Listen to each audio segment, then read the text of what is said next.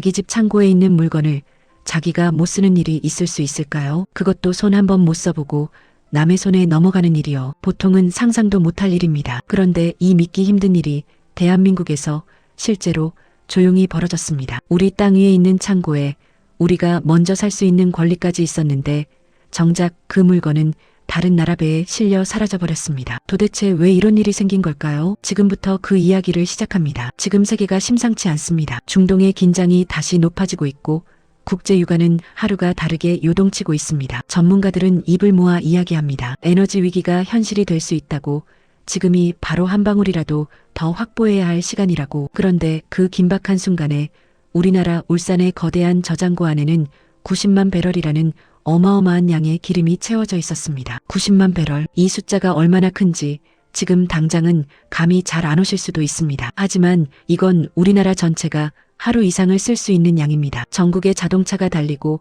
전국의 공장이 돌아가고 모든 가정에서 난방이 켜져 있어도 하루를 버틸 수 있는 그 양입니다. 그리고 중요한 것은 그 기름이 우리 손에 들어올 수 있는 합법적인 방법이 있었다는 점입니다. 그것도 아주 정식으로 계약서까지 갖춰진 권리였습니다. 그런데 그 권리는 끝내 사용되지 않았습니다. 이 이야기를 처음 들으면 많은 분들이 같은 질문을 하십니다. 아니, 그냥 사면 되는 거 아니었어? 네, 맞습니다. 그냥 사면 됐습니다. 그 결정 하나면 충분했습니다. 그런데 그 결정이 내려지지 않았고 기름은 조용히 배에 실려 다른 나라로 향했습니다. 나중에 뒤늦게 상황이 파악됐을 때는 이미 손을 쓸 수가 없었습니다. 정부 관계자들이 머리를 맞대고 논의했지만 결론은 단 하나였습니다. 이미 늦었다. 이미 선적이 끝났고 이미 계약이 마무리됐고 이미 배는 항구를 떠났습니다. 되돌릴 방법은 없었습니다. 이 사건이 무서운 이유는 단지 기름을 놓쳐서가 아닙니다. 이 이야기 속에는 훨씬 더 깊은 문제가 숨어 있습니다. 누가 왜 어떤 이유로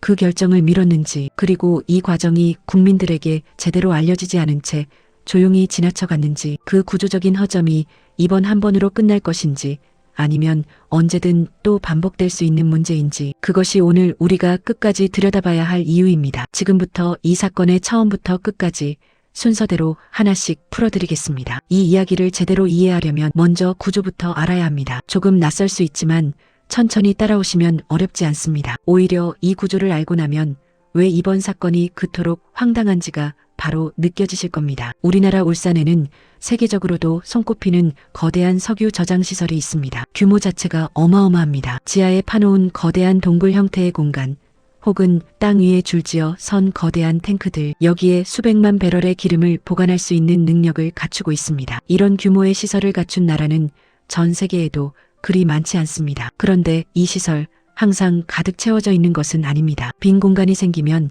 우리나라는 그 공간을 외국 기업들에게 빌려줍니다. 쉽게 말해 창고를 임대해주는 겁니다. 외국 회사 입장에서는 기름을 어딘가에 보관해야 하는데 울산의 시설은 안전하고 크고 아시아 물류 거점으로도 훌륭한 위치에 있습니다. 그래서 기꺼이 보관료를 내고 이 창고를 씁니다. 우리나라 입장에서도 나쁜 거래가 아닙니다. 빈 공간에서 보관료 수입이 생기고 시설을 유지하는 비용을 충당할 수 있습니다. 그런데 이 계약에는 아주 중요한 조항이 하나 더 붙어 있습니다. 단순히 빌려드릴게요, 돈 주세요로 끝나는 게 아닙니다. 거기에는 이런 조건이 포함됩니다. 만약 국가 비상 상황이 발생하거나 에너지 수급이 위급해지면 우리나라가 그 기름을 시장 가격으로 먼저 살 수 있다. 이것이 바로 우선 구매권입니다. 이 권리의 의미가 얼마나 큰지 생각해 보십시오. 남의 창고에서 물건을 빌려주는 게 아니라 우리 창고에 남의 물건을 맡아주되 급하면 우리가 먼저 살 수 있다는 겁니다. 단순한 보관 계약이 아니라 에너지 안보를 위한 전략적 구조입니다. 이 구조를 국제 공동 비축이라고 부릅니다. 석유를 둘러싼 국가 간의 전략적 협력 방식 중 하나입니다. 그렇다면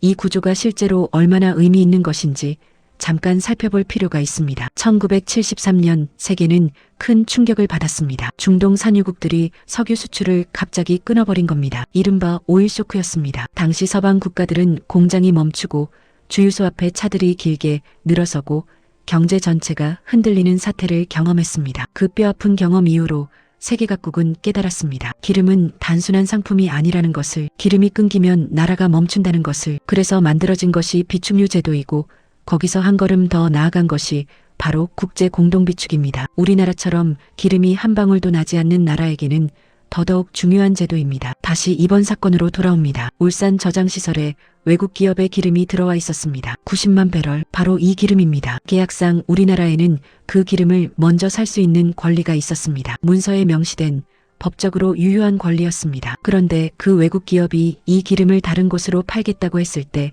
우리는 그 권리를 행사하지 않았습니다. 사겠다는 말을 하지 않았습니다. 결정을 내리지 않았습니다. 그리고 기름은 조용히 다른 나라 배에 실렸습니다. 이쯤에서 의문이 생기셔야 정상입니다. 도대체 왜 그 결정을 안 내린 걸까요? 권리가 있는데 기름이 필요한 시기인데 왜 아무도 삽시다라는 말 한마디를 못한 걸까요? 그 이야기를 하려면 이 결정이 어디서 내려졌어야 하는지를 먼저 알아야 합니다. 그리고 그 자리에 있던 사람들이 그 순간 무엇을 하고 있었는지를 90만 배럴의 실제 무게와 함께 그 이야기를 풀어드리겠습니다. 숫자 하나를 먼저 마음에 새기고 가시겠습니다. 90만 배럴, 이게 얼마나 되는 양인지 일상의 언어로 풀어드리겠습니다. 우리나라 하루 석유 소비량은 약 240만에서 250만 배럴 수준입니다. 이건 전국에서 하루 동안 쓰이는 석유의 총량입니다. 자동차 연료, 공장 가동, 항공기 연료, 선박 연료, 가정 난방까지 전부 합친 숫자입니다. 90만 배럴은 그 절반에 가까운 양입니다. 다르게 표현하면 우리나라 모든 자동차가 하루 종일 달리는데 필요한 휘발유와 경유를 합쳐도 이 양이면 충분히 감당이 됩니다. 또 다르게 생각해보면 지금 이 순간 가장 걱정되는 것, 겨울철 난방입니다. 도시가스가 끊기고 기름값이 치솟는 상황에서 이 90만 배럴은 수많은 가정의 겨울을 버티게 해줄 수 있는 규모입니다. 경제적 가치로 따지면 어떨까요? 국제유가가 배럴당 80달러라고 가정하면 90만 배럴은 약 7,200만 달러, 우리 돈으로 환산하면 약 1,000억 원에 가까운 규모입니다. 국제유가가 더 오르면 이 수치는 더 커집니다. 그냥 돈으로만 보면 이 정도입니다. 그런데 기름이라는 건 단순히 돈으로만 계산할 수 없는 물건입니다. 기름값이 오를 때 가장 먼저 타격을 받는 건 누구일까요? 생각해보시면 바로 아시겠지만 서민들입니다. 특히 어르신들처럼 고정된 수입으로 생활하는 분들에게 기름값 상승은 직접적인 생계 문제로 연결됩니다. 주유소 기름값이 오르면 대중교통 요금도 따라 올라갑니다. 택배비가 오르면 생활 필수품 가격도 오릅니다. 경유값이 오르면 농업용 기름값도 오르고 그게 식자재 가격에 고스란히 반영됩니다. 에너지 가격은 모든 물가의 시작점입니다. 그렇기 때문에 90만 배럴이라는 숫자는 단지 참고한 기름의 양이 아니라 우리 생활 전체에 영향을 미칠 수 있는 숫자입니다. 그런데 이 시점에서 더 중요한 맥락이 있습니다. 이번에 90만 배럴이 해외로 빠져나간 시기가 언제였는지를 봐야 합니다. 중동에서 긴장이 고조되던 시점이었습니다. 이란과 이스라엘, 예멘의 후티 반군 문제, 홍해, 항로의 불안정, 이런 뉴스들이 연일 쏟아지던 때입니다. 전문가들은 석유 공급망에 실질적인 위협이 올 수 있다고 경고하고 있었습니다. 그 시기에 우리 손에 들어올 수 있었던 90만 배럴이 사라진 겁니다. 단순한 타이밍의 불운이 아닙니다. 가장 필요한 시점에 가장 귀한 자원이 가장 허망하게 빠져나간 겁니다. 석유는 언제나 정치와 함께 움직입니다. 국제사회에서 석유를 많이 확보하고 있다는 건 단지 에너지를 갖고 있다는 의미가 아닙니다. 협상력입니다. 위기 상황에서 버틸 수 있는 시간입니다. 다른 나라가 기름값을 올리거나 공급을 줄이겠다고 압박할 때 우리는 여유가 있다고 말할 수 있는 힘입니다. 그 힘의 일부가 이번에 조용히 사라진 겁니다. 지금 이 이야기를 들으시는 분들 중에는 이렇게 생각하시는 분도 계실 겁니다. 그래도 나라에서 알아서 잘하겠지. 그 믿음이 틀린 건 아닙니다. 그런데 이번 사건은 바로 그 알아서 잘하는 시스템이 제대로 작동하지 않은 이야기입니다. 관리하는 사람이 있었고 책임지는 기관이 있었고 권리도 있었습니다. 그런데 그 모든 것이 있었음에도 불구하고 결정은 내려지지 않았고 기름은 사라졌습니다. 그 결정이 내려져야 했던 그 순간 구체적으로 무슨 일이 있었던 걸까요? 모든 위기에는 결정적인 순간이 있습니다. 되돌릴 수 있는 마지막 기회, 그 문이 열려있는 짧은 시간, 그 안에 결정이 내려지면 위기는 피할 수 있고 그 시간이 지나버리면 더 이상 선택지는 없습니다. 이번 사건에서 그 순간은 딱 한 번 있었습니다. 국제 공동 비축 계약의 구조상 외국 기업이 보관 중인 기름을 다른 곳으로 팔겠다고 결정하면 우리나라 측에 먼저 통보가 됩니다. 우리 이 기름 다른 데 팔려고 합니다. 혹시 사실 건가요? 이것이 바로 우선 구매권 행사의 시작점입니다. 그 질문을 받은 순간 우리 측은 두 가지 선택 앞에 섭니다. 네, 사겠습니다. 아니면 아니요, 괜찮습니다. 이 결정에는 기한이 있습니다. 언제까지나 생각할 시간이 주어지지 않습니다. 계약서에 명시된 기한 안에 답이 나와야 합니다. 그 시간이 지나면 권리는 자동으로 소멸됩니다. 그 기한 안에 아무런 결정도 내려지지 않았습니다. 이게 이번 사건의 핵심입니다. 누군가가 이 상황을 몰랐을까요? 아마 그렇지 않을 겁니다. 이런 계약은 담당 부서가 있고 담당자가 있고 보고 체계가 있습니다. 통보가 왔다면 그 통보가 어딘가에 전달됐을 겁니다. 그런데 그 통보가 어딘가에서 멈췄습니다. 위로 올라가지 않았거나 올라갔지만 결정이 보류됐거나 결정이 미뤄지다가 기한을 넘겨버린 겁니다. 왜 결정이 미뤄졌을까요? 가능성은 몇 가지가 있습니다. 첫째, 당시 기름값이 너무 높다는 판단이 있었을 수 있습니다. 비싸게 사느니 나중에 다른 방법을 찾겠다는 생각. 그런데 그 나중이 지금 같은 위기 상황에 얼마나 비싸질지는 아무도 보장하지 못합니다. 둘째, 담당 기관 내부에서 결제가 제때 이루어지지 않았을 가능성이 있습니다. 윗선의 결정을 기다리다가 혹은 부처 간 협의를 거치다가 혹은 누군가 잠깐 더 검토해보자고 말하는 사이에 시간이 흘러버린 겁니다. 셋째, 이 결정이 얼마나 시급한지를 제대로 인식하지 못했을 가능성도 있습니다. 90만 배럴이라는 숫자의 무게를, 현재 중동 정세의 위험성을, 우선 구매권이라는 한 번뿐인 기회를 충분히 심각하게 받아들이지 않은 것입니다. 어떤 이유든 결과는 하나입니다. 기름은 떠났고 기회는 사라졌습니다. 이 상황을 일상적인 비유로 설명드리겠습니다. 이사를 앞두고 있는데 옆집 사람이 좋은 가구를 싸게 판다고 먼저 물어봤다고 합시다. 살 거면 이번 주 안에 말해줘요. 안 그러면 다른 사람한테 팔게요. 그런데 그 말을 들은 가족 중 누군가가 다른 가족들한테 전달을 안 했습니다. 아니면 전달은 했는데 결정을 미루다가 그 주가 지나버렸습니다. 결국 그 가구는 다른 집으로 갔습니다. 그때 느끼는 그 허탈감, 그 답답함, 그게 이번 사건입니다. 다만 가구가 아니라 90만 배럴의 기름이고 그 결과가 우리 모두의 삶에 영향을 미친다는 점이 다를 뿐입니다. 떠나보낸 것의 무게는 사라지고 나서야 제대로 느껴지는 법입니다. 기름이 실린 배가 항구를 벗어난 뒤늦게 이 상황을 파악한 사람들은 발을 굴렀을 겁니다. 되돌릴 방법을 찾아봤을 겁니다. 혹시 계약을 취소할 수 있는지, 배를 다시 돌릴 수 있는지, 협상의 여지가 있는지. 하지만 이미 완료된 계약이고 이미 출항한 배였습니다. 이 순간부터 사건은 또 다른 국면으로 넘어갑니다. 왜 결정이 안 됐는가에서 누가 이 결정을 막았는가, 혹은 누가 이 결정을 해야 했는가로 질문이 바뀝니다. 책임의 문제입니다. 그리고 그 책임의 중심에는 한 기관이 있습니다. 자연스럽게 하나의 기관이 조명을 받게 됩니다. 한국석유공사. 이름만 들으면 생소하게 느껴지실 수 있습니다. 하지만 이 기관이 하는 일을 알고 나면 이번 사건에서 왜 이 기관이 핵심에 놓이는지 바로 이해가 됩니다. 한국석유공사는 우리나라 에너지 안보의 실질적인 관리자입니다. 국가 비축률을 관리하고 해외 자원 개발에 참여하고 에너지 수급 상황을 모니터링하는 역할을 합니다. 쉽게 말하면 나라의 기름 창고를 책임지는 기관입니다. 울산 저장시설도 이 기관의 관할입니다. 국제 공동비축 계약도 이 기관이 맺고 관리합니다. 우선 구매권도 이 기관이 행사하는 겁니다. 그러니까 이번에 90만 배럴의 우선 구매권을 행사할 수 있었던 그 권한, 그 책임이 바로 이 기관에 있었다는 뜻입니다. 그럼 이 기관이 상황을 몰랐을까요? 그렇지 않습니다. 오히려 정반대입니다. 당시 국제 석유 시장의 상황은 아무도 외면할 수 없는 수준이었습니다. 중동의 지정학적 긴장이 계속되고 있었고 국제 유가는 출렁이고 있었고 공급망 불안에 대한 우려가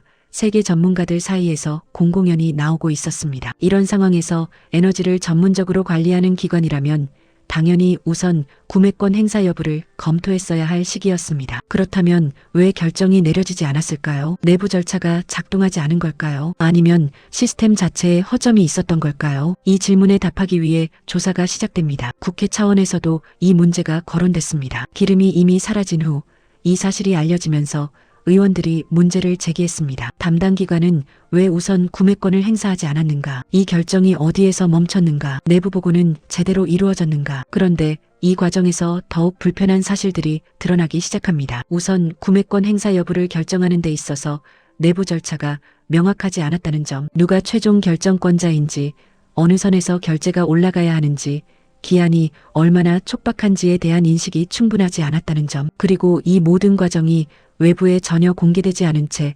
진행됐다는 점. 이쯤에서 많은 분들이 이런 생각을 하실 겁니다. 도대체 왜 아무도 결정을 못 내린 걸까? 현재까지 밝혀진 것은 시스템 내부의 절차와 책임 구조가 이 상황에 제때 대응하지 못했다는 점입니다. 개인의 잘못인지 조직 전체의 구조적 문제인지는 조사가 더 이루어져야 할 부분입니다. 그러나 분명한 것이 하나 있습니다. 결정이 내려져야 할 시스템이 있었고 그 시스템이 제때 작동하지 않았고 그 결과 국가 자산에 해당하는 자원이 빠져나갔다는 사실입니다. 책임의 문제는 단순히 누가 잘못했는가에서 끝나지 않습니다. 더 중요한 건 왜 이런 상황이 발생할 수 있었느냐는 겁니다. 시스템이 제대로 작동했다면 우선 구매권 행사 기한이 가까워질수록 자동으로 경보가 울렸어야 합니다. 담당자가 결정을 못 내리면 위로 올라갔어야 합니다. 최고 결정권자의 판단이 내려졌어야 합니다. 이 중 어느 단계가 작동하지 않은 걸까요? 그 답은 아직 완전히 나오지 않았습니다. 조사는 진행 중이고 책임 소재는 불분명한 채로 남아 있습니다. 그리고 그 사이 기름은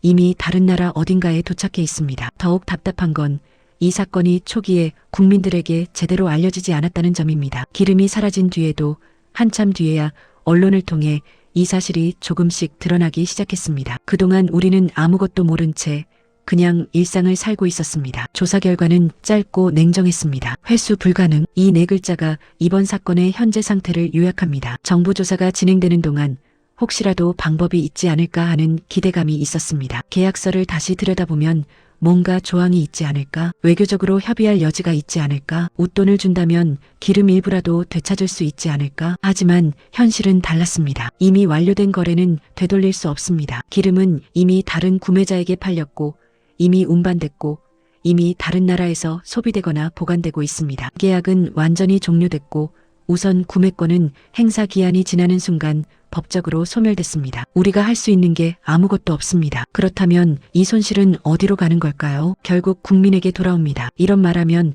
너무 막연하게 들릴 수 있으니 구체적으로 생각해 보겠습니다. 국가가 비축률을 충분히 확보하지 못하면 에너지 공급 불안 시기에 시장에서 비싼 가격으로 사올 수밖에 없습니다. 그 비용은 결국 에너지 가격에 반영됩니다. 기름값이 오르고 난방비가 오르고 물가가 오릅니다. 매달 고정된 연금으로 생활하시는 어르신들에게 물가 상승은 직접적인 생활의 어려움입니다. 시장 가서 장 보는 비용, 가스비, 교통비, 이 모든 것이 에너지 가격과 연결되어 있습니다. 90만 배럴을 제때 확보했다면 막을 수 있었을 그 압력이 이제는 고스란히 생활 속으로 들어옵니다. 또 다른 문제가 있습니다. 이번 사건으로 인해 국제 공동 비축제도 자체에 대한 신뢰가 흔들릴 수 있습니다. 외국 기업 입장에서 생각해 보십시오. 우리 기름을 울산에 맡겨뒀는데 정작 한국 측이 우선 구매권을 제대로 관리하지 못한다는 인식이 생기면 어떻게 될까요? 앞으로도 이 시설을 믿고 기름을 맡길 수 있을지 의문이 생길 수 있습니다. 국제 공동 비축 제도는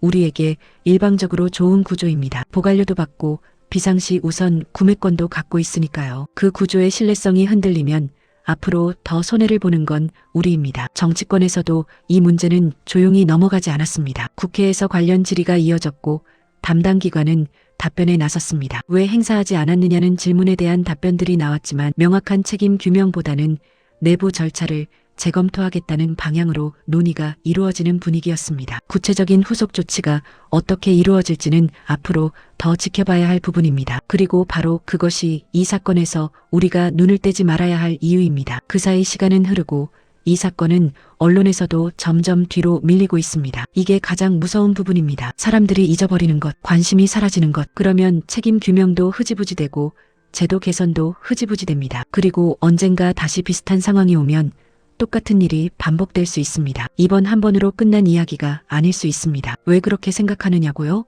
이번 사건을 보면서 한 번의 실수겠지라고 생각하셨다면 그 생각을 잠깐 멈추고 다시 살펴보시길 권해드립니다. 이번 사건은 단순한 실수가 아닐 수 있습니다. 더 깊은 곳에 있는 구조적인 문제의 일부가 표면으로 드러난 것일 수 있습니다. 첫 번째 문제, 결정 시스템의 취약성입니다. 우선 구매권을 행사하는 결정은 빠르게 내려져야 합니다. 기름 시장은 하루에도 여러 번 움직이고 국제 정세는 예고 없이 바뀝니다. 결정을 미루면 기회는 사라집니다. 그런데 우리나라의 공공기관 특성상 이런 결정이 빠르게 내려지기 어려운 구조가 있습니다. 담당자가 보고서를 쓰고 그게 팀장에게 올라가고 부서장 검토를 거쳐 기관장에게 보고되고 경우에 따라 산업부와 기재부까지 협의가 이루어지는 구조. 이 과정에서 며칠이 경우에 따라선 수주가 걸릴 수 있습니다. 그런데 우선 구매권 행사 기한이 그 절차를 기다려주지 않습니다. 빠른 시장 상황에 느린 관료 시스템이 부딪혔을 때 결국 기회는 시스템이 따라가기 전에 사라져버립니다. 두 번째 문제, 책임 소재의 불명확성입니다. 이번 사건에서 끝까지 명확하게 드러나지 않은 것이 있습니다. 누가 최종 결정권자였느냐는 겁니다. 공공기관에서는 종종 이런 일이 벌어집니다. 결정이 어느 단계에서 멈추면 그 멈춤에 대한 책임이 분산됩니다. 나는 보고를 올렸다. 나는 검토 중이었다. 우리 부서 결정이 아니다. 이런 말들 사이에서 책임은 흐릿해집니다. 책임이 흐릿하면 결정도 흐릿해집니다. 아무도 강하게 사야 합니다라고 밀어붙이지 않게 됩니다. 잘못되면 자기 책임이 될 수 있으니까요. 이 구조가 바뀌지 않으면 비슷한 상황에서 비슷한 결과가 반복됩니다. 세 번째 문제, 투명성의 부재입니다. 이번 사건이 국민들에게 알려진 건 사건이 벌어지고 한참 뒤였습니다. 기름이 이미 사라지고 이미 손을 쓸 수 없게 된 상태에서 언론을 통해 조금씩 드러났습니다. 국가 에너지 자산의 관리가 이렇게 불투명하게 이루어진다는 건 단지 이번 사건만의 문제가 아닐 수 있습니다. 비축유 현황이 얼마나 되는지,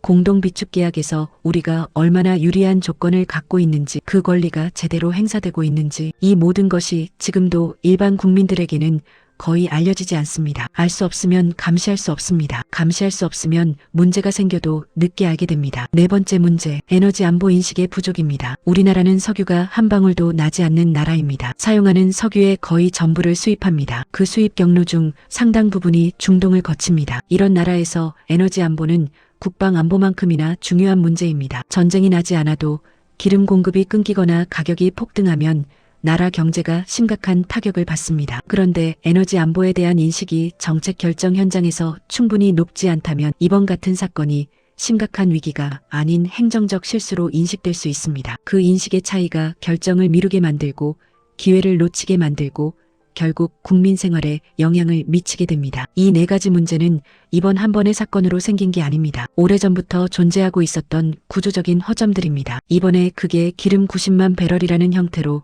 눈에 보이게 드러났을 뿐입니다. 그래서 이번 사건이 중요합니다. 책임자 한 명을 문책하고 사건을 덮고 넘어가면 이 구조는 변하지 않습니다. 언젠가 더 큰 위기 속에서 더 큰 규모의 기회를 또 한 번 놓칠 수 있습니다. 그렇다면 우리는 지금 무엇을 바라봐야 할까요? 이 사건이 단순히 지나간 뉴스로 끝나지 않도록 끝까지 무엇이 바뀌는지 지켜보는 것. 그것이 이 사건을 알게 된 우리가 할 수 있는 가장 중요한 일입니다. 지금까지 긴 이야기를 함께 해주셨습니다. 울산 창고, 국제 공동 비축, 90만 배럴, 우선 구매권, 그리고 그 권리가 끝내 사용되지 못한 채 기름이 사라진 이야기. 처음에 드렸던 질문으로 다시 돌아가겠습니다. 자기 창고에 있는 물건을 자기가 못 쓰는 일이 있을 수 있을까요? 이제 그 답이 보이실 겁니다. 있습니다. 그것도 국가 단위에서 수천억 원 규모로 조용히 벌어질 수 있습니다. 이 사건에서 우리가 기억해야 할 것은 세 가지입니다. 첫째, 기름은 돈이 아니라 안보입니다. 기름이 있느냐 없느냐에 따라 공장이 서고 난방이 끊기고